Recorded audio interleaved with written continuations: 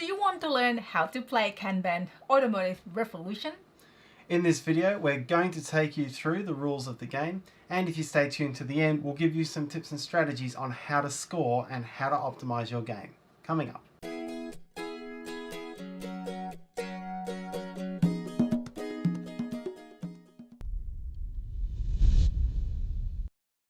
Hi, it's Tarrant. And Stella from Meeple University, bringing you a variety of quality board game videos, such as overview, playthrough, review, vlog, and how to play, just like this one.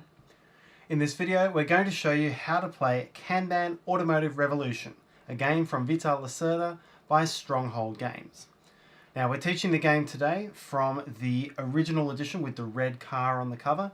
If you've got the newer driver's edition with the yellow car on the cover, don't worry, it's the same game. There's just a few cosmetic changes and one new mode, which we will cover in this video. Now, let's get to the table. In Kanban, players play as middle managers in SANDRA's car factory, attempting to do their best to impress their boss and rise up through the corporate ranks. Through the game, players will spread their efforts by working in the factory, training in all of the different departments, and speaking in boardroom meetings, all in the aim of earning victory points for displaying their personal productivity. They'll also need to keep an eye out for Sandra herself, who will be moving throughout the action areas, auditing the different players on an ongoing basis. The player who gets the most victory points gets that promotion and wins the game. What I'll say up front for this explanation is that there is a lot going on in Kanban, and in particular the scoring can be very hard to grasp until you've seen the game in action. In addition to collecting points on an ongoing basis, there are two different types of mid-game scoring round that you'll have to contend with. End of week scoring, which is tracked by the pink marker, and meeting scoring, which is tracked by the white marker. You'll also gain a lot of points at the endgame scoring. So to try to put all of the scoring in context for you through this video, I need you to remember the central premise, that you are middle managers. You want the factory to make cars, but that's not your primary aim. You want to further your own career. And so you're going to get your points in three basic areas. You'll get some points for the actions you do within the factory. You'll get some points for doing training in each of the departments and furthering your training and knowledge in the areas. And you'll get some points by attending boardroom meetings and talking yourself up, making yourself look as good as you possibly can to the boss. And that's how we're going to break down the video. We're going to start by going through the overall game flow. Then we'll talk about all the factory actions and how you get points through them at the end of that section. Then we'll go through training and all the ways you can get points there. And then we'll go through meetings and how those work and how those convert to points. So a couple of things first to put the scores in context. A typical score in Kanban is going to range between 150 and 230 points, depending on exactly how long the game goes and how the end is triggered. Victory points are represented by one of these icons here. The one with the blue borders is victory points gained immediately, and the brown border represents victory points gained at the end of game scoring. Additionally, through the game you'll be collecting these seats, and these seats can be converted to points in the meetings. You should be able to convert most of your seats to somewhere between 4 to 9 victory points. So anywhere you see a seat collected, think of it as victory points. The game will end after you've done one of the mid-game scorings at least 3 times and the other one at least twice. But the order of those depends on your gameplay. I'm going to completely skip the setup for the game. It should ultimately look like this, and the rulebook has good instructions to get you to this point. All you need to know as part of setup is that there are 2 decisions players need to make collectively. Whether to use the beginner or expert side of the player boards, and all players should use the same side indicated by these icons, and to decide whether to use the nice or mean Sandra variants, and this will depend whether you start with 15 victory points or 0. Then, each player completes the following steps as preparation for the first round. In a random order, players choose their starting position on the certification track by choosing one of these spaces that no other player has gone into. Players immediately take the bonus printed underneath. Then, from right to left on this track, each player takes one part from the logistics department and one of the 11 face-up designs in the design department. Players don't get any of the bonuses shown here that they would get in the normal turns. Do not replenish these until all players have taken their starting tiles. The player's car part and design go in their locations on the player board. You're now ready for the first turn. Kanban is a worker placement game, and there are 5 different departments on the main board in which players can take their actions. The worker placement spaces are located in this strip along the middle of the board. There are 2 worker placement spaces, represented by these clocks, for each department. Each clock has a different portion of it filled in blue, and each quarter of the clock that is filled in blue represents 1 shift, which is effectively 1 action point in the game. The leftmost clock on each department has 2 shifts and the rightmost clock has 3, except in admin, which has 1 and 2. Each round of the game takes place over 2 phases, worker placement and then taking actions. At the start of any given round, the board should look something like this. Each of the player meeples, as well as the SANDRA meeple, will be lying down in the location where it took its last action. Then, from left to right, each player takes his or her meeple and chooses its new location, standing it up in that place. Players may take any location which is not occupied by another player or SANDRA, as long as they do not stay in the same department where they were in the previous round. Additionally, in a 2-player game, a player cannot move to the same department where SANDRA's meeple is currently located. When it's SANDRA's turn to move SANDRA to the next open location to the right of her current location, as long as she doesn't stay in the same department. When SANDRA moves into admin, rather than taking one of the player locations, she moves to her own desk here. And when moving from admin, she moves to the leftmost available space on the board. Note that in the very first round, SANDRA starts in admin, and players choose their first department, and the first place they'll take an action, in reverse order based on the certification track that was set up before. After all players have made their placements, players will then take actions, again in order from left to right. And so here, purple would take the first action, spending 3 shifts in the testing and innovation department. Then orange would take 2 shifts in the assembly line department, and so on down the line. When play passes to SANDRA, SANDRA does take some actions, but these are very different to the player actions, and we'll cover these later. Down the bottom of the board, you will see the banked shifts track, which is indicated by this icon, and anywhere during the game that a player activates a clock with a green arrow, he or she can gain a banked shift. At any subsequent point, other than on the turn that you gain the banked shift, a player can spend 1 or more banked shifts to gain an extra action point on this turn. So in this example, the purple player could spend 1 banked shift to take a total of 4 action points into this turn. However, the sum of basic shifts plus banked shifts that a player takes on any given round cannot exceed 4. There are only 12 hours in a working shift. After the player has finished taking actions, lie down your meeple on that location, ready for the next placement phase. Once everyone has taken their actions, proceed to the next placement phase, and so on until the end of the game. At each of the locations on the board, there are 2 types of actions: factory actions and training actions. And we'll go through these in separate sections of the video, starting with all of the factory actions. The factory actions in the game can be broken into 3 basic categories. Logistics and design are where you go to get resources. Assembly line and the test track are where you go to spend resources and convert them into points. The admin department is a wild location where you can use one of the other 4 locations, but less efficiently. So first we'll talk about logistics. The logistics department is where you'll go to collect car parts, which are represented by these coloured cubes. At the start of the game, there are 2 actions available in logistics: placing an order and collecting parts. There's a third one which will get unlocked later in the game, and we'll talk about that later. To place an order, the player spends one shift and then takes one of the two Kanban cards from his or her hand and places it onto the board. The card can be placed in one of 4 configurations, but must have 4 squares on one side of the shop and 2 on the other.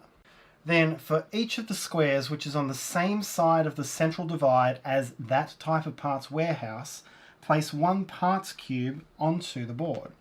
So in this case here, both of the orange parts are on the same side, as is the black part and the yellow part.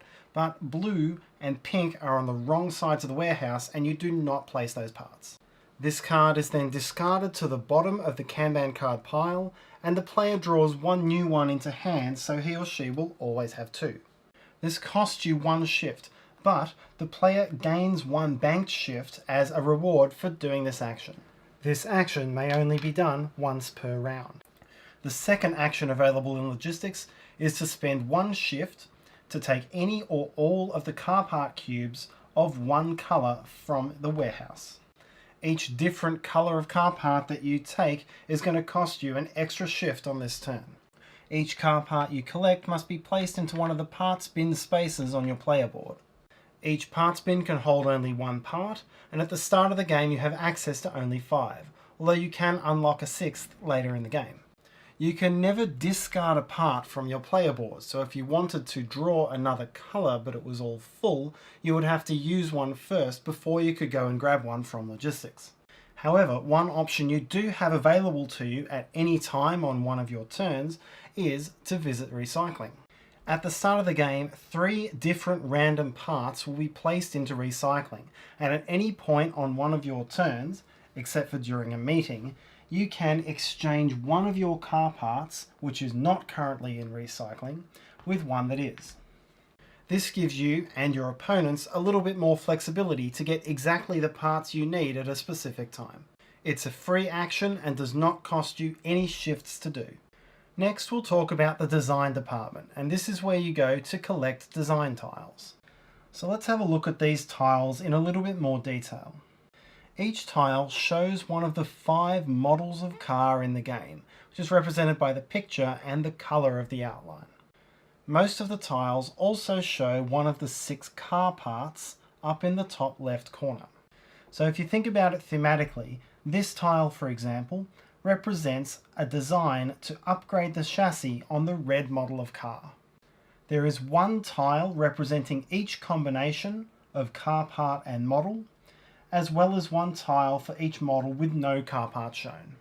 And ultimately you need to collect and then use these on the test track. So, in the design department, there is a single factory action you can take, and that is to collect one of these designs. Each design you take will cost you 1 shift, so you can take 3 designs in 1 turn if you go there with 3 shifts available. You may only choose designs from these 8 locations. The ones over here will be what fills out those spaces once the designs have been taken. If you take a design from this column, you additionally get to take a book token, and if you take a design from this column, you get to gain 1 banked shift. Each design tile that you take goes onto one of these slots on your player board. You'll start the game with 4 available slots and can unlock a 5th one later on in the game. You may never discard a design tile without using it, and so if your board is full, you won't be able to take the design action. Any books that you collect are placed here, and I'll talk more about books later when we get to the training section of the video. Once you've finished taking all of your actions, slide any remaining tiles down to the right, and then fill back up off the top of these stacks. Once these stacks are empty, you'll be filling from this stack, starting with the top row and then the bottom, making sure that there's always 1 tile in these 2 spaces. Next, we'll talk about testing and innovation, or the test track. There are 2 different actions you can take at the test track: testing cars and upgrading designs. Testing cars is how you take cars from the board and put them onto your player board for points. To do this action, there must already be coloured cars on the test track, and I'll talk about how those get there later. And you must have a design tile which matches the model, that is the colour of car that you want to take off the track. For the purposes of the test car action, the car part in the corner of this design tile is completely irrelevant. To take the action, choose the car that you want to take off the track. Spend a number of shifts which depends on the position of that car behind the white car. If it's the first car in the queue, spend 1 shift. The second or third car, spend 2 shifts. And the fourth car, spend 3 shifts. Take a matching design tile from your player board and place it underneath the central pile in the design department. Then remove the car from the track and place it into any one of your unlocked garages. You'll begin the game with 4 and can unlock a 5th later in the game.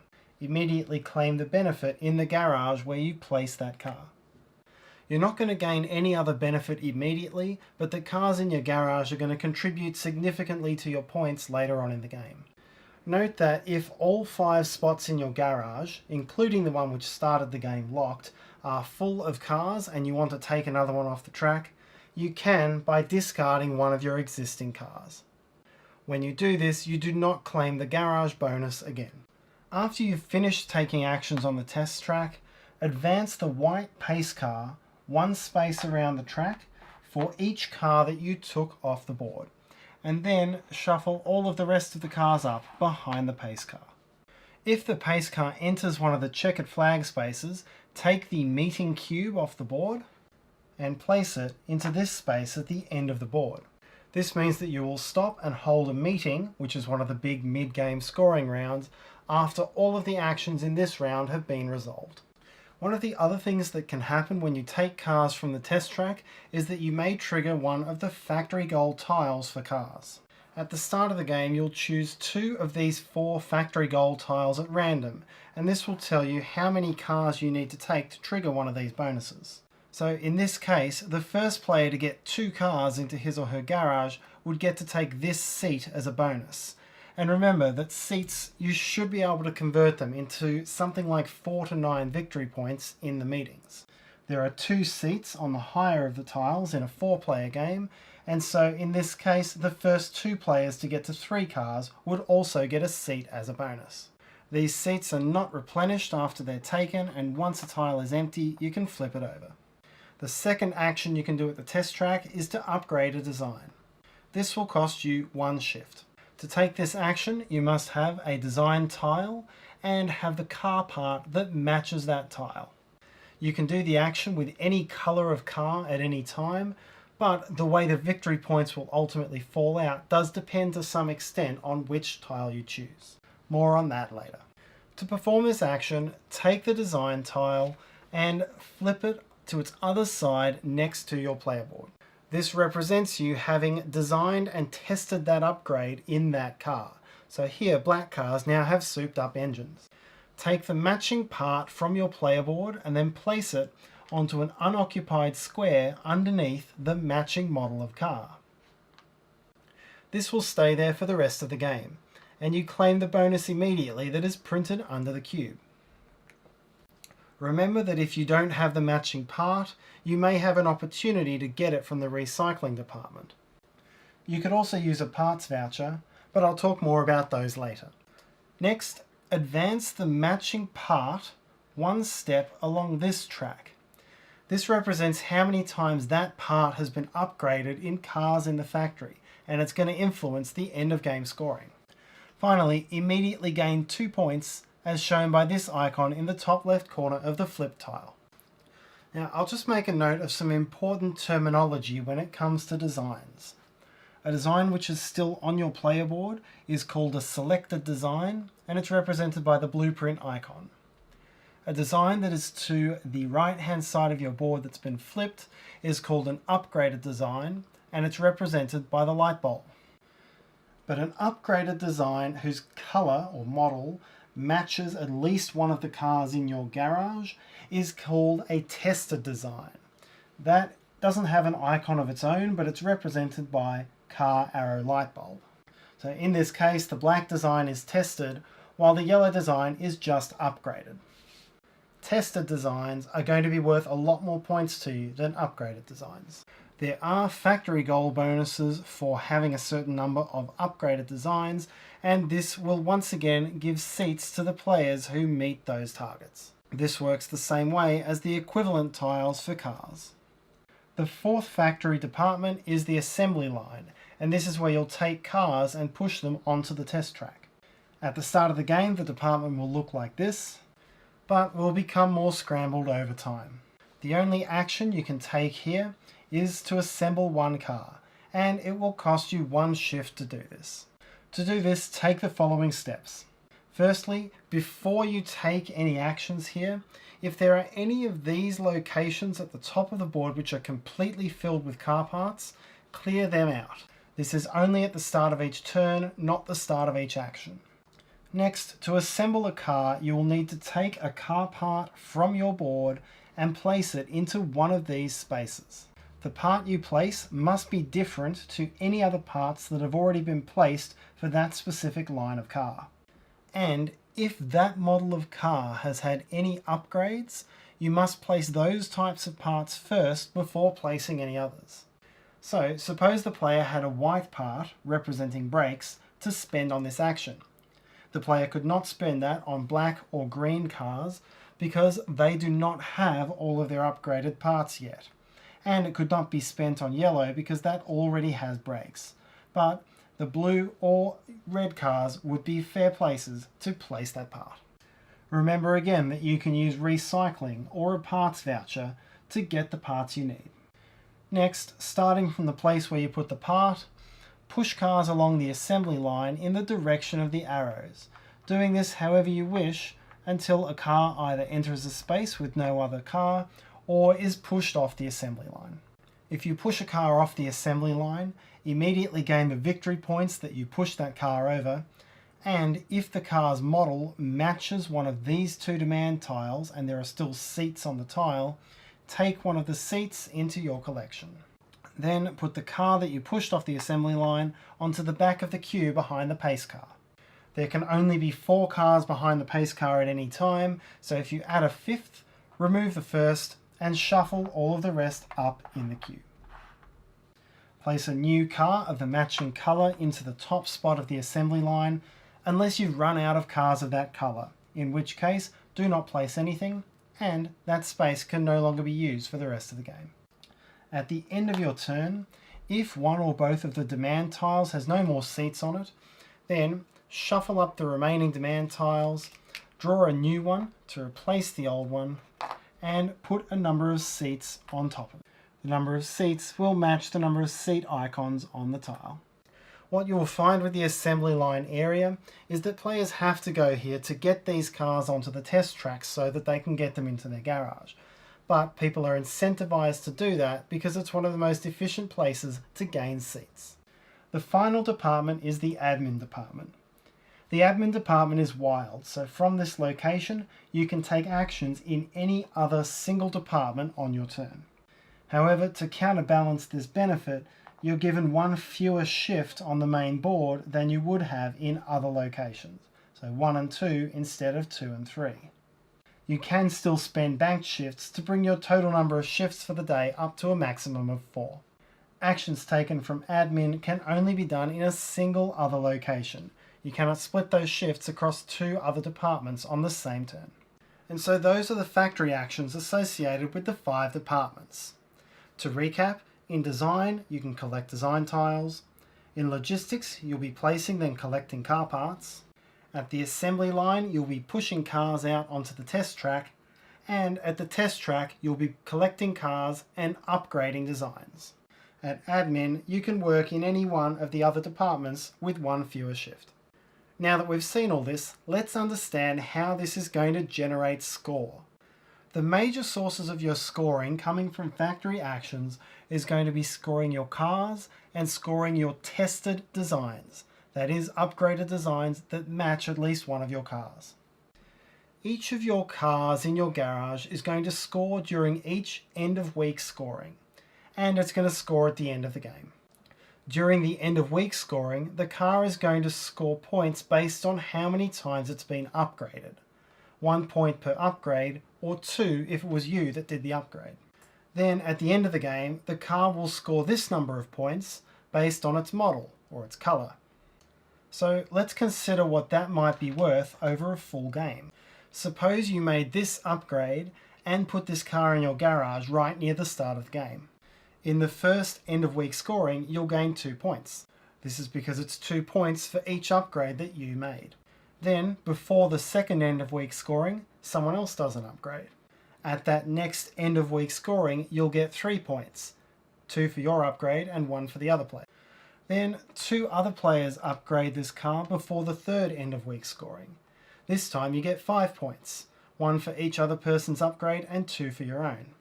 Then at the end of the game, you get this 6 points for having the black car.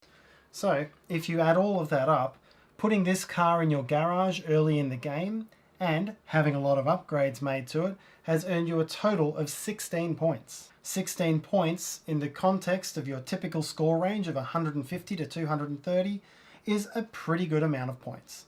And you will score points for each of your cars in this way. So if you had 2 black cars, you could possibly score this full amount for each of those cars, as long as you built them both at the same time. The other major way that you will score off your factory actions is through your tested designs, and these will score points in the end game scoring phase. Remember again that a tested design is a design which matches at least one car in your garage, and so if you don't have a matching car, you will score the 2 points for upgrading that design during the game, but you won't get anything else out of that in the end of game scoring. Then for each of these designs, look at the part that is shown. In this case, it's the black cube, which is the chassis. And then look at which of these boxes the chassis has moved into during the game and score that many points. So in this case, the player would gain 5 points for this tested chassis, 3 points for these tested brakes, and 4 points for this tested engine. So in this way, the points that you get for having cars and matching designs are always going to be more if you do what's popular. This is not a game where you want to do your own thing. A car model with a lot of upgrades is going to be worth more points in the mid-game scoring than a car with very few upgrades. And a type of part which has been upgraded in more cars is going to be worth more in a tested design than one that is upgraded in very few designs. So do what other people are doing, and this will also be a good way of scoring a few points off other people's actions. Next, we'll talk about the training actions. Each of the 5 departments on the board has a training track, and the way you use each of them is the same. Within a department, a player may spend 1 shift to do 1 level of training. To do this, the player takes his or her training disc and moves it 1 desk up this track. Alternatively, a player can spend a book token from those that he or she has previously collected to do 1 level of training in the department where he or she is currently located. Books represent homework, and so when you spend a book to do training, you do not have to use up one of your shifts to do that. You can spend multiple books at once to go up more than 1 step at a time, and you can even spend books if you've already spent 4 shifts in this round. If you move up the track onto a space which already contains a player's piece, you place your token on top and you are considered to be ahead, since you have the latest and most up-to-date training. This doesn't count on the starting space where everyone is considered to be equal. When you visit the admin department, you can train in the admin track, or you can train in any one other track on the board. So by spending shifts in admin, this player could do factory actions in logistics, and train in logistics, and train in admin, all on the same turn. And this can be done with books or normal shifts. There are 4 benefits for training in this game, many of which will convert to victory points. The first benefit that you can claim on any one of the given tracks is certification, which occurs when you do your 3rd step of training and cross over to the certificate icon. Several things are going to happen. You're going to unlock some bonuses associated with that department, and you're going to move on the certification track. We'll talk about the track first. When you gain a certification, take your mini Meeple and move it to one unoccupied space from the next group of 4 up this track, immediately claiming the benefit that you cover. As you can see, there are bonus tokens, victory points, and 2 chairs up for grabs if you get certified in all 5 areas, and that can convert into quite a lot of direct victory points. Additionally, there are 2 factory goal tiles for certifications, and so, as occurred on the other factory goal tiles over in the testing department, if you're the first or second player to reach a certain number of certifications, you can take the seat from that tile as a bonus. Then unlock your new ability for this particular department.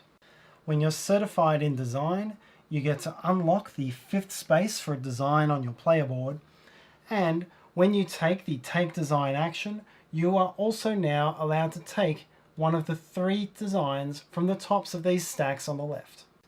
Once you become certified in the logistics department, you can unlock your 6th parts bin, and you unlock the additional action available at this location. Now, in logistics, for the cost of a single shift, you can gain 1 parts voucher into your collection.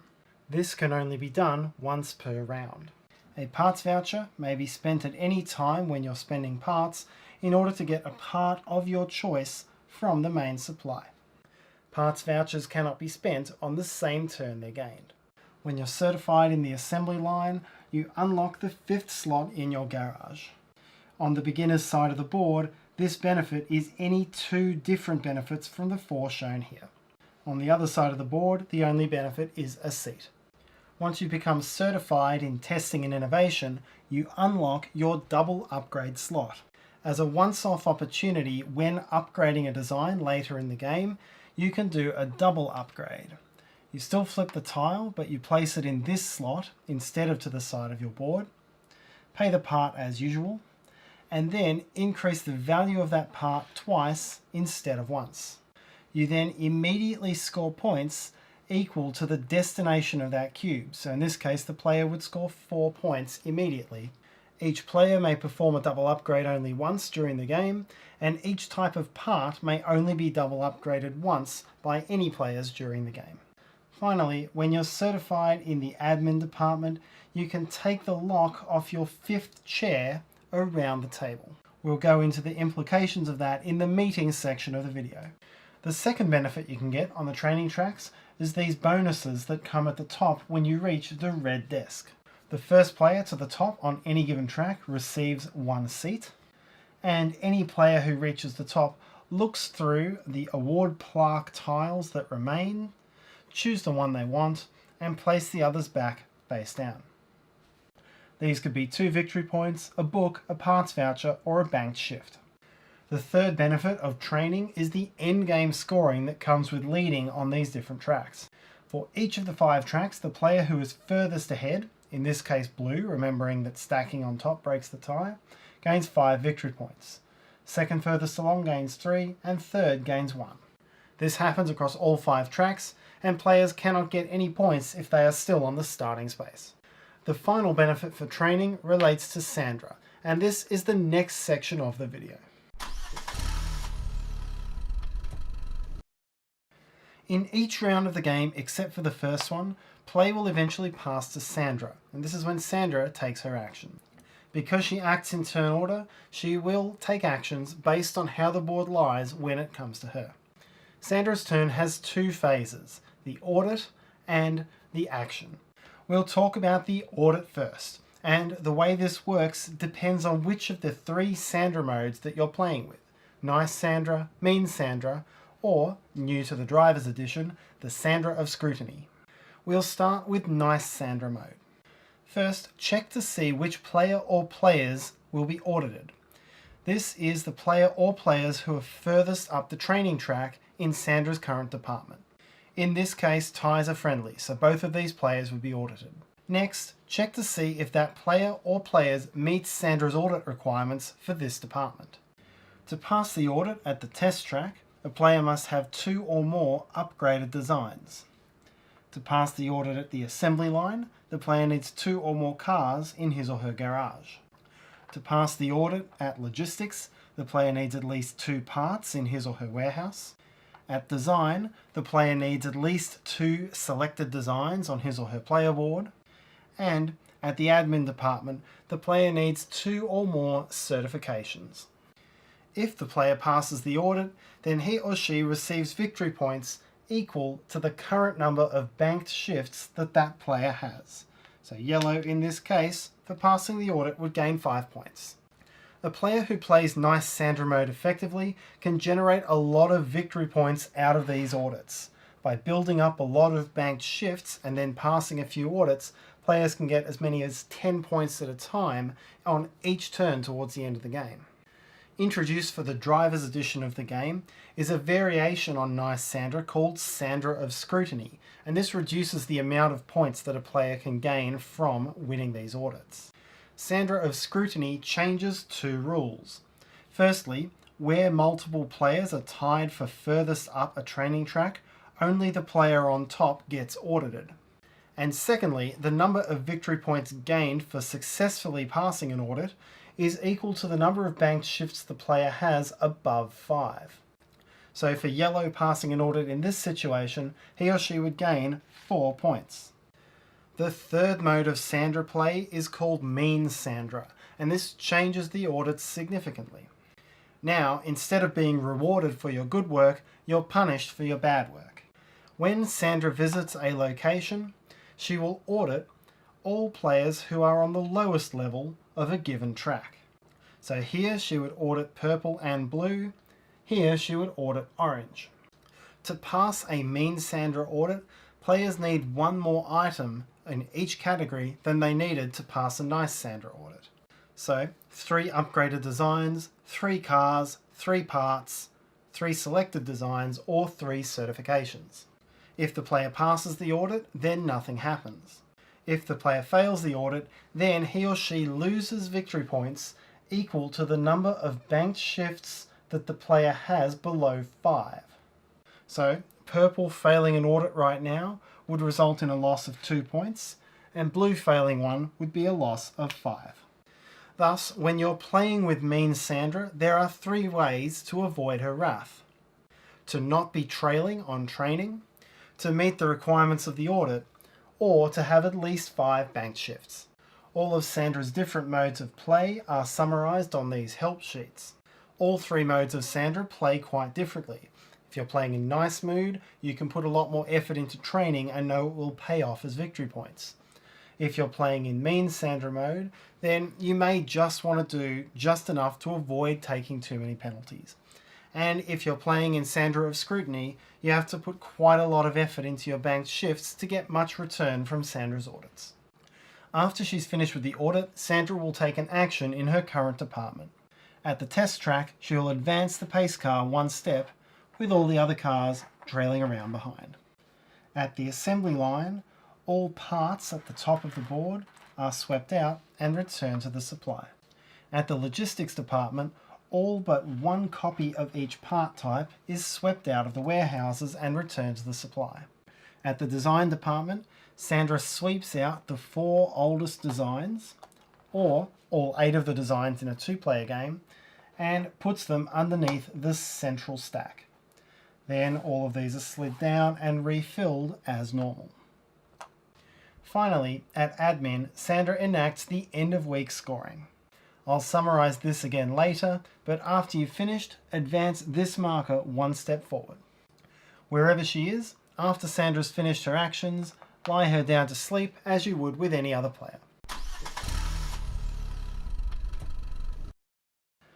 Now we're going to talk about meetings, and a meeting occurs when you reach this cube on the end of your track, which, as we saw before, happens when the pace car reaches a checkered flag on the test track. Essentially, you've done enough testing and you're ready to have a meeting about it. The meeting is how you convert any of the chairs that you've been collecting into victory points. Essentially, each chair you've collected gives you the right to speak once at this meeting and make yourself look good. On the table, there are 4 objectives that you can be trying to target for which you'll gain victory points when you speak about them. Additionally, each player will have a hand of 3 objectives and will be able to speak to one of those in each meeting. Objectives that players play from their hand become available for other players to speak to and therefore score off as well. Ultimately, maximising your points in the meeting is going to come from maximising your number of seats at the table and meeting all of the objectives on the cards that are played. So now let's look at the mechanics of this phase of the game. Firstly, every time you collect a red seat token during the game, return it to the main supply rather than keeping it on your player board and flip over the next seat of your colour. Each player has a maximum of 4 seats at the table, or 5 if they've been certified in the admin department and have unlocked the 5th chair. Any further seats that you gain when all of them are flipped remain on your player board and you'll flip them over after the next meeting. Once a meeting begins, each player will have a certain number of seats flipped around the table. This represents the number of times they may speak and therefore the number of objectives they may score in this meeting. Turns during the meeting phase are taken in right to left order on the certification track. Players who are better trained are better respected and get to speak first. Players will take their actions in the meeting one at a time in this order until all players have passed in sequence. On his or her turn, the player either speaks to one of the face-up objectives or passes. To speak, the player takes one of his or her chair tokens and places it onto one of the objectives. Then the player scores it. The picture on the card depicts what the player is trying to collect. The number of points shown in the top left corner is the number of points for each of those that the player has collected, and the multiplier in the top right is the maximum number of those that the player may score. So in this case, the player would gain 4 victory points for each upgraded design of a chassis, which is the black part, up to a maximum of 2. So here, the player has 2 of them and would gain 8 points immediately. An objective may be scored as many times as there are chair icons shown here, so a second player could score that objective by speaking to it like so. However, for each subsequent chair which is placed, the multiplier drops by 1. So for the orange player, he or she could only score 1 upgraded chassis. Even if the orange player had 3 upgraded chassis, he or she would only score 4 points for this action. Once an objective has as many chairs on it as these icons, it may no longer be spoken to.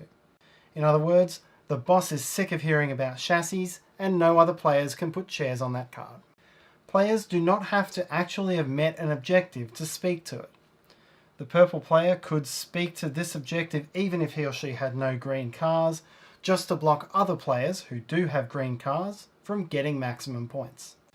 If on a player's turn he or she does not wish to speak, then he or she may pass, and can come back in a later round if desired. Only once all players have passed in sequence does the meeting end.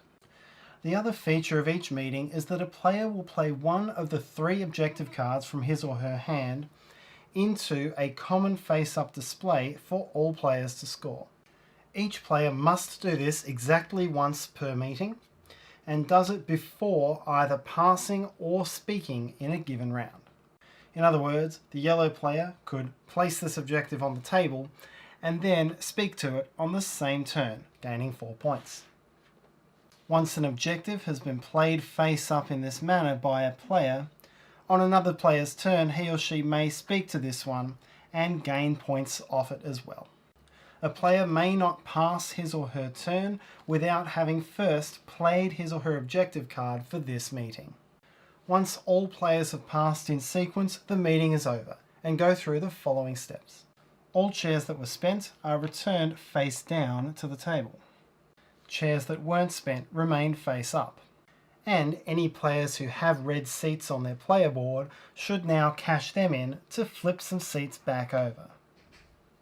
All face-up objectives that players played and the objectives from the table are discarded. Then, from the 2 objectives that each player has left in hand, each chooses one and places it onto the table. This becomes one of the common objectives for the next meeting. If you're playing with fewer than 4 players, fill any empty spaces randomly from the top of the draw deck.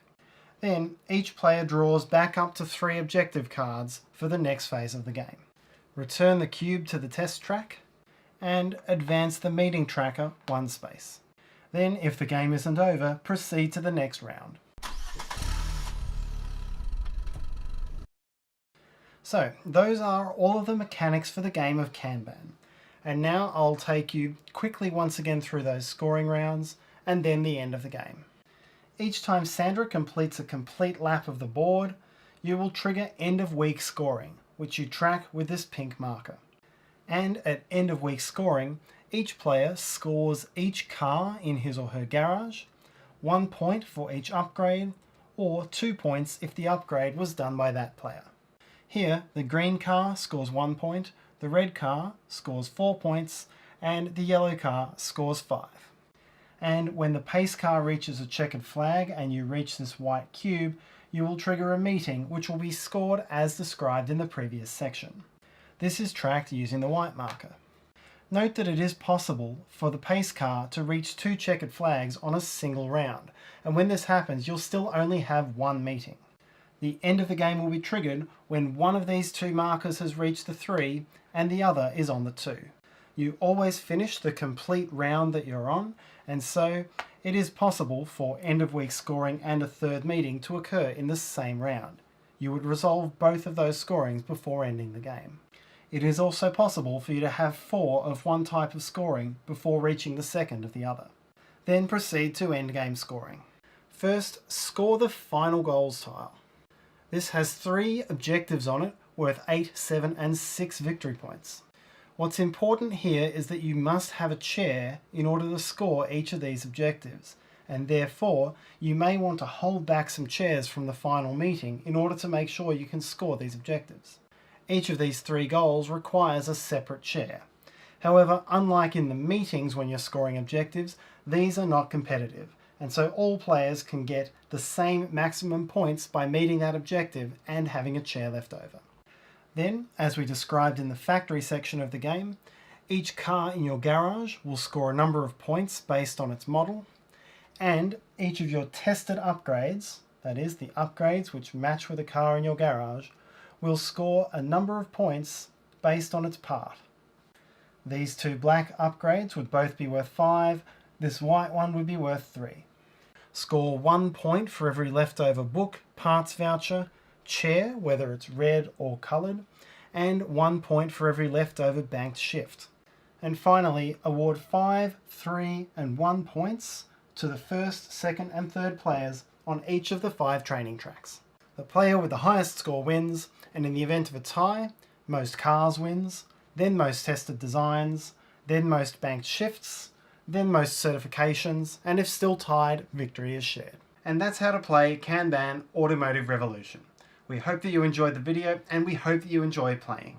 If you enjoyed this video, please let us know by hitting the like button. Write your questions, feedback in the comment sections below.